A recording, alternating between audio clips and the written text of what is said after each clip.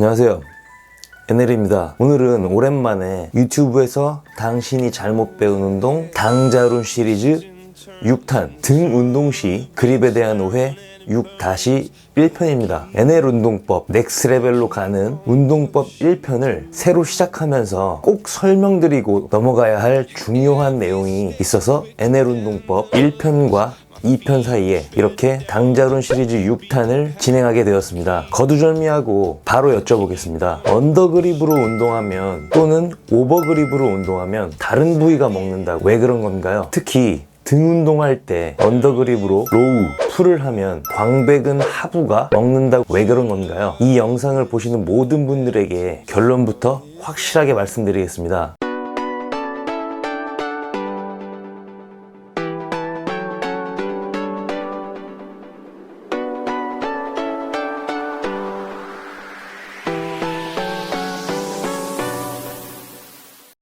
로우, 풀 운동할 때 언더그립이든 오버그립이든 그립에 따라서 광배근에 먹는 부위가 달라지는 것이 아닙니다. 그 이유는 제 영상에서 누누이 말씀드렸던 내용이지만 광배근은 상완골을 내외전시키는 기능이 있습니다. 광배근은 척골과 요골, 즉 아래팔은 내외전시킬 수 없습니다. 언더그립, 오버그립에 따라서 광배근이 먹는 부위가 달라지려면 아래팔이 회전되었을 때 광배근이 수축하거나 이완을 해야 합니다. 다시 말해 광배근이 척골이나 요골에 붙어 있어야 하는데 그렇지 않기에 언더그립과 오버그립으로 광배근은 더 먹거나 안 먹게 되는 것이 아닌 거죠. 그래서 제가 저번 영상에서 덤벨로우 하는 방법을 가르쳐 드리면서 아래팔의 회전은 광배근과 상관이 없다고 말씀드렸고, 덤벨로우 할 때 덤벨이 허벅지에 걸리지 않게 아래팔을 살짝 회전시켜서 하라고 말씀드렸습니다. 오늘 영상은 제가 그렇게 말씀드린 것에 대한 것과 연관이 있는 영상이죠. 많은 분들이 잘못 말씀하시는 것이 바로 회내와 회외, 그리고 내회전과 외회전의 차이를 잘못 이야기한다는 것입니다.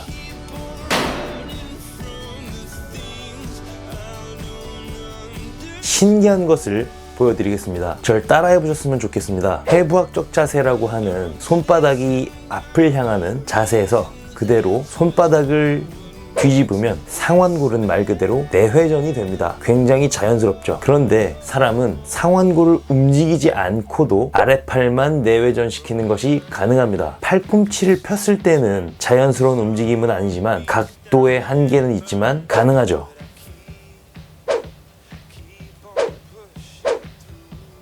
이것을 회내 프로네이션이라고 합니다. 팔꿈치를 구부리면 이것은 극명하게 나타납니다. 팔꿈치를 구부려서 손바닥을 뒤집으면 상완골의 회전은 완벽하게 제외된 아래팔에서의 프로네이션만이 일어나게 됩니다. 결론은 이런 겁니다. 한 팔로 로우 할 때 이렇게 운동하시는 분들이 있는데, 로우 동작에서 광배근의 내회전 기능을 이용한다고 그립을 돌리면서 광배근에 더 큰 수축을 한다고 하는 것은 동작의 시작에서 팔꿈치가 펴져 있을 때나 그립을 돌렸을 때 상완골의 내회전이 일어나는 것이지, 팔꿈치가 구부러지기 시작하면 그립을 돌려봤자 상완골은 내회전되지 않아 광배근의 내회전 기능과는 전혀 상관이 없다는 것입니다.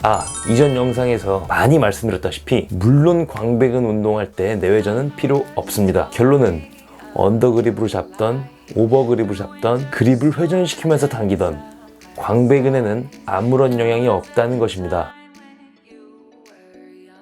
자, 그러면 이렇게 질문하실 것입니다. 언더그립과 오버그립은 왜 있는 것이며 내가 언더그립과 오버그립에서 느꼈던 광배근에서의 다른 느낌, 다른 수축감은 무엇이냐? 수많은 보디빌더와 트레이너들이 언더그립과 오버그립으로 운동하면서 뭔가 분명한 차이를 느꼈기 때문에 언더그립, 오버그립에 대한 이야기가 나오는 것이 아니겠느냐. 그것은 어떻게 설명할 것이냐.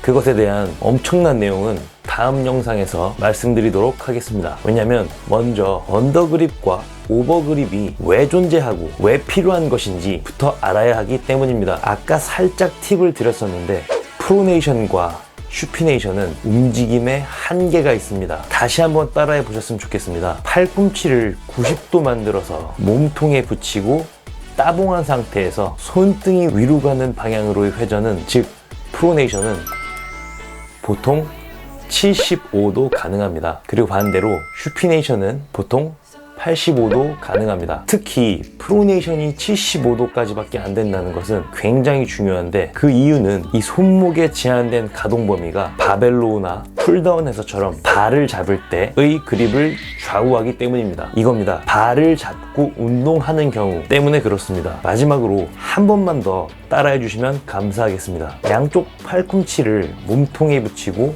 양손을 프로네이션 시키면 아까 말씀드렸다시피 손목은 75도까지밖에 돌아갈 수 없습니다.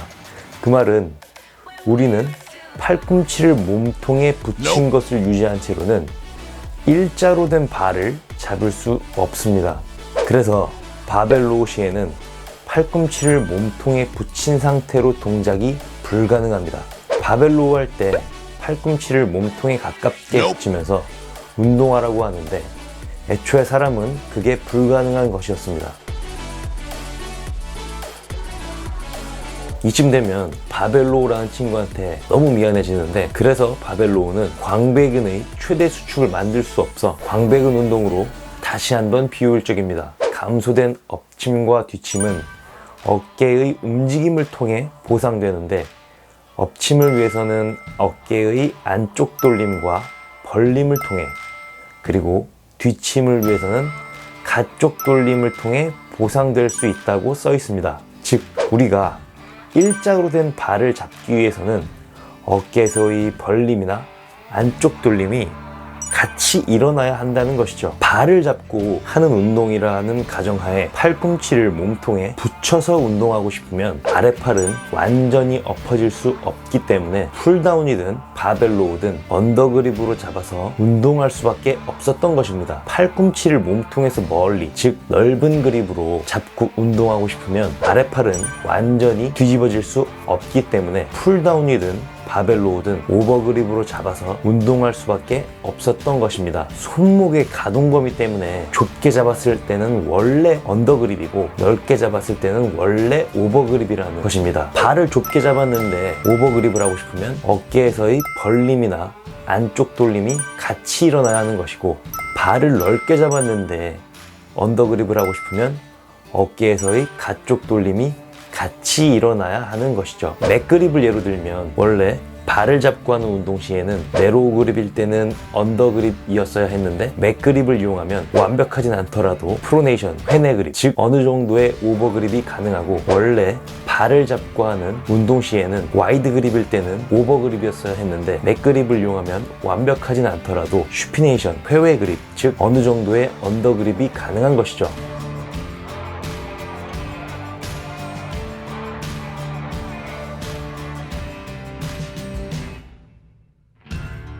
그래서 결론은 1번, 당기는 운동 시에 광배근은 언더그립이든 오버그립이든 그립을 회전하면서 당기든 상관이 없다. 2번, 오버그립과 언더그립은 손목의 가동 범위 때문에 우리가 일자발을 잡을 때 어쩔 수 없이 만들어지는 것일 뿐이다. 다음 영상에서 말씀드리겠지만, 광배근의 하부나 먹는 부위가 달라지는 것은 그립에 따라 달라지는 것이 아니고 상완골의 각도에 따라 달라지는 것입니다. 다음 영상에서 매우 충격적인 내용을 다룰 테니 기대 많이 해주세요. 모든 영상 책임감과 사명감을 가지고 최선을 다해 열심히 공부해서 만들겠다고 약속드립니다. 부족하지만 제 영상 끝까지 시청해 주셔서 감사드리며, 지금까지 넥스트레벨의 김현욱이었습니다.